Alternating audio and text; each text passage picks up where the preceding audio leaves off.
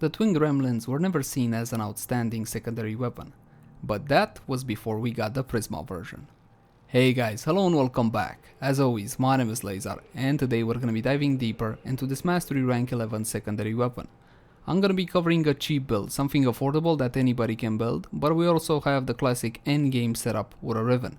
That being said though, please keep in mind that my builds and guides follow a more new player friendly approach, simply because there's a lot of info here and I want anybody watching to understand how the weapon functions and how it should be built. So if you're a veteran of the game and already know most of this stuff, then please, bear with me. And with that out of the way, let's jump into the Prisma Twin Gremlins. For the life of me, I can't pronounce gremlins. Let's begin by checking out how the weapon handles without any mods equipped, and for that I'm simply going to be taking a couple of free shots. The Prisma Twin Gremlins are a pair of automatic pistols and they're pinpoint accurate for the most part, especially considering the fire rate. Now I don't have any bullet holes in the wall to show you because this is a projectile based weapon, so you will have to deal with the travel time, so leading your targets is kind of a thing depending on the distance between you and them. Reload is lightning quick and the recoil is not really an issue, even though it does climb up a little bit. At full fire rate it does stabilize, so no issues when it comes to usability, at least not in this department. Let's jump into stats to see precisely what we're dealing with. First of all, mod capacity is 60 out of 60, and if your Prisma Twin Gremlins only has 30 out of 30, then jump into actions and install an ARCANE catalyst. The ARCANE catalyst can be found from alerts, invasions, or if you're lucky, from the daily sortie. As an alternative measure, you can pay 20 plat to have one plugged in. Next, my weapon has been formatted a total of 5 times, but this was done only for the purpose of testing. For the weapon builds I'm recommending you guys, free format should do it. That is because the Prisma Twin Gremlins comes with a V by default, and if memory serves me correctly, this is the first Prisma weapon to have an actual polarity, but again, I might be wrong. Accuracy is 36.4, absolutely beautiful, especially considering the high fire rate at 8.83. Crit chance is good at 23% and so is the crit multi at 1.9. Next, we have a reload of 0.9, lightning quick, absolutely no problem at all, and the weapon doesn't really have any usability issues bar one. The ammo, it is extremely ammo hungry. For example, I run completely out of ammo in 5 minutes in survival. Indeed, I was going full blast with a weapon, but first, how do we solve any ammo issues? Well, the elegant approach, let's call it like that, is to go through carrier or carrier prime. Doesn't really matter which you would use because both of them have access to a very specific mod called ammo case. This one will solve all your ammo issues, increases capacity by 25% and converts ammo pickup into ammo for equipped weapons after 2 seconds. Just keep in mind that the Prisma Twin Gremlins needs to be the weapon that is equipped in order to get the ammo for it. Let's get back to our sheep.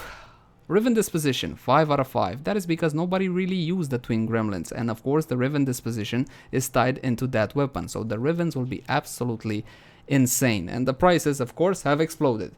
Status chance of 23%, which again is pretty good. Next, the default damage on the weapon, well, you might see some strange values here. Let's unequip Mesa because she can actually skew my test results. Let's go with the brand new Revenant.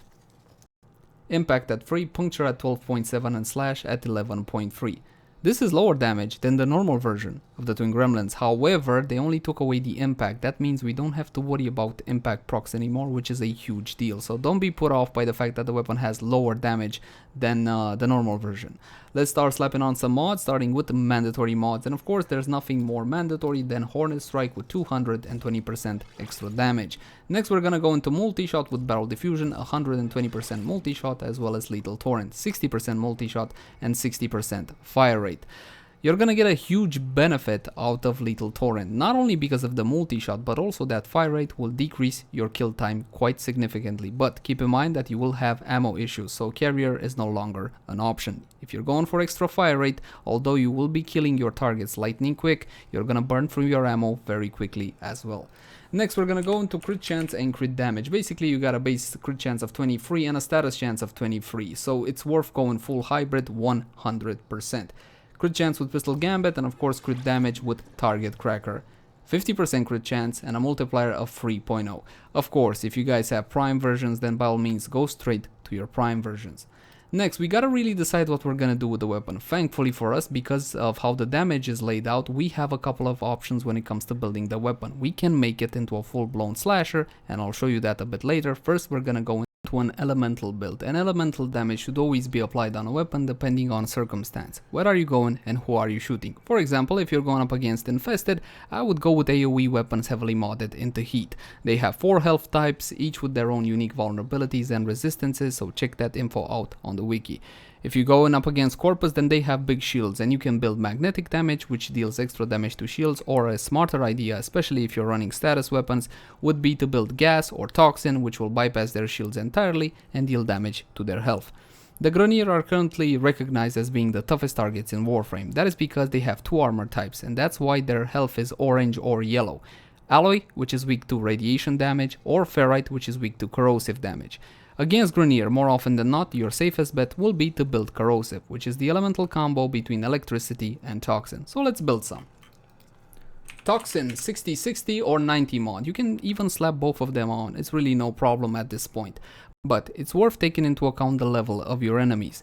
There is a general rule in Warframe that is not correct 100% of the time, but it kinda goes like this. If you're going level 100 and over, then 60-60 mods will get you better results. 100 under, then go for the 90 mods. In our case, we're gonna go over 100, so we're gonna go with the 60-60 mods with Pistol, Pestilence, 60% Toxin, and 60% Status Chance.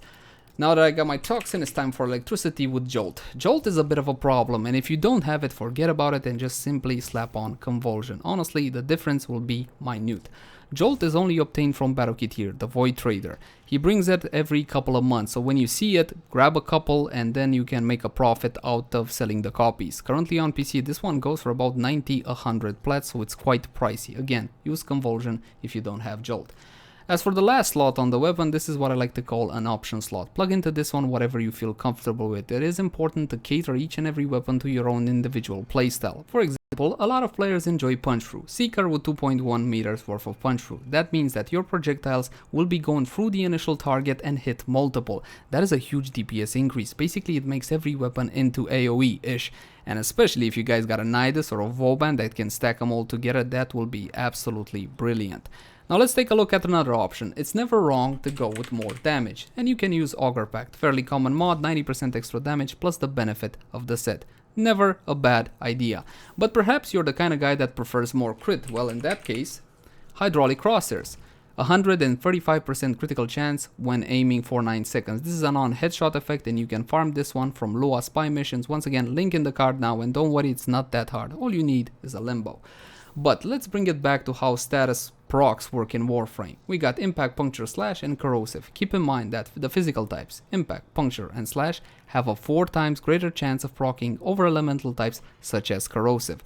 So when you're trying to figure out exactly which is the proc priority, then multiply Impact, Puncture, and Slash times 4 just visually so you can get a clue of what procs when and who's first and so on and so forth. So for example, Puncture and Slash are around 400 something, higher than my Corrosive. If I want to prioritize my Corrosive, then I'm gonna have to add either more Electricity or Toxin to the weapon, with something like Pathogen Rounds. And now I got 505 corrosive on the weapon. It is priority number 1 with a shot status chance of 86%. This is the initial build I'm recommending to you guys. This is something cheap, affordable outside of Jolt. Once again, don't have Jolt, swap it out for Convulsion. Now let's test out the Prisma Twin Gremlins and see if all the hype was justified or not. Don't worry about the little Sentinel Del, he only has ammo case now. And of course we're gonna go for Corrupted Heavy Gunner level 120. These are above sortie free level, and as you can see, the Prisma Twin Gremlins is fully equipped to absolutely chomp through these high level targets like there's no tomorrow. It takes about 30 to 40 projectiles from the clip, and that is truly remarkable. What sets this weapon apart, however, is the high Riven disposition. Even this is pretty impressive for the most part, the ammo is an issue. This is what the Dex Furious can do, though the Dex Furious is more of a status weapon. But again, you're gonna be running out of ammo really quick unless you run Carrier, so keep that one in mind. Next, let's have a look at a Slash build. And I kept my mandatory mods. Barrel Diffusion, Hornet Strike, Pistol Gambit, Lethal Torrent is not 100% mandatory, again if you wanna skip it, it's fine. Target Cracker, and now we have the additions of Frostbite together with Pistol, Pestilence, and Maim. Maim is here to increase the slash value of the Prisma Twin Gremlins. I want to make it into a slasher, so I want the slash value to be the highest on the proc pecking order. And if I multiply this one by 4, I'm gonna be getting 889, something like that. Frostbite and Pistol Pestilence are here to make viral damage. When building a weapon for slash, it's a very smart idea to build viral damage, because on a status proc it will reduce the maximum health of an enemy to 50% for the duration of the status effect, so keep that one in mind. That means that the slashes in a way will be dealing double damage. The risk you're running with viral setups and slash is that the viral can slip off the target before it dies, then you have to reshoot it again, so there goes your DPS. And we're gonna be testing the weapon out like this. And why did I use the 60-60s over the 90s? Well, pretty simple. Your slashes are coming from the weapon status chance. So more status chance will mean more slashes as long as I have Maim on here. So keep that one in mind as well. Respawn the exact same targets. And I already know what you're gonna ask. Is it better with slash or elemental? Well, take a look. Normally when building a weapon for slash, you want to hit a target till about 50% and let the slashes do the magic. As you can see, I have my viral effect, I have my slashes, and it's doing quite a bit of work on these high level targets. Unfortunately, it's definitely not as impressive as the elemental build that we showcased earlier. There are plenty of slashes, there is the viral effect there, and the targets are indeed bleeding out. However, I feel that the elemental setup, the corrosive setup we showcased earlier, is a tad more impactful. So if you don't have a Riven for the weapon, that is the build I'm recommending to you guys. Again, this is pretty impressive. Those are a lot of slashes. The problem is the value isn't all that great. Now what you can do if you want to increase the damage of the slashes, the actual tick damage, is put something like Auger Pack. More damage will mean more damage from the slash as well, or perhaps more critical damage. Stuff like sharpened bullets, but then again the critical chance ain't that high. So you can tweak this setup a little bit here and there. Take it as a baseline. Now speaking about Rivens, of course it's got a Dispo 5, so I did manage to get a Riven. And it has been rolled 70 times, not only by me. Most of the rolls are mine, but some guys in my clan helped me as well. We got status chance, critical chance, slash, and minus damage to Grenier. In this test, the minus damage to Grenier won't really affect me because the enemies count as corrupted. Though in everyday gameplay, honestly, if I want to have a minus, it's sure not that one.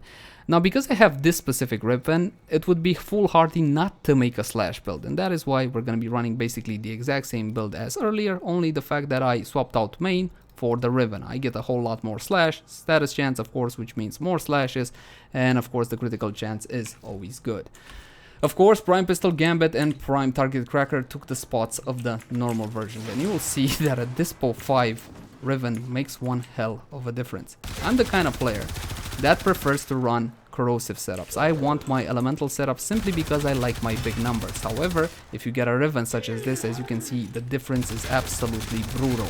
Slash builds are a lot better when it comes to endurance runs. If you guys want to stand an hour or two in a defense or a survival, then you're gonna be happy you're running a slash build. Keep in mind that slash doesn't care about an enemy's armor or defenses in general. So that's why we prefer slash builds when it comes to super high level enemies. And I'm not talking about level 100 something. I'm talking about seeing 200, 300, even 400 level enemies.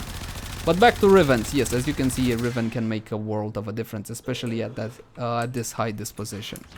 If you want the ideal stats on a Riven, because I'm assuming that's what you guys are after, damage, multi-shot, crit chance, crit damage. You can never go wrong with that.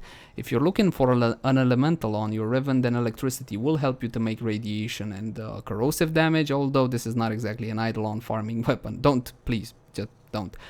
But also toxin. If you get toxin on your Riven, then you can make both viral and corrosive. So it wouldn't be a waste, definitely not.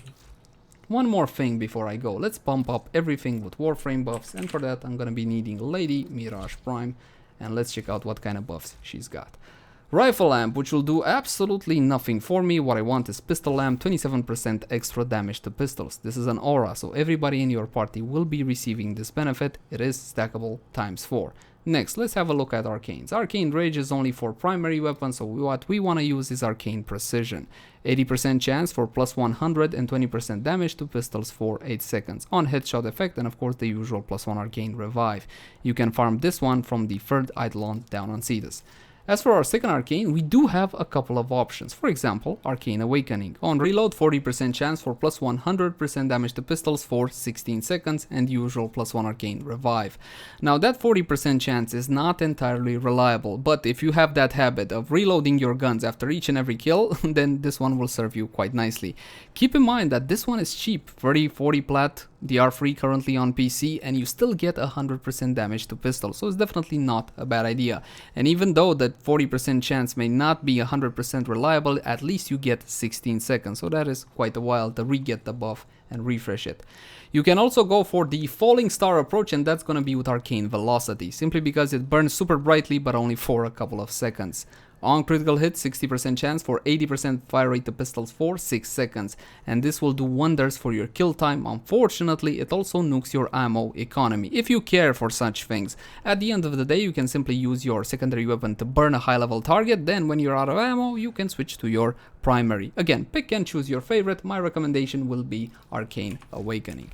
And we're gonna be testing the weapon out like this. Corrupted Heavy Gunner level 120, and of course this time we're gonna be unpausing the AI so we can create a more realistic situation. As you can see, when I'm rocking this much power, I can simply burn through a target in a matter of seconds. This is a bleed build though, so I can shoot a target till about 50% and it will bleed out quite beautifully.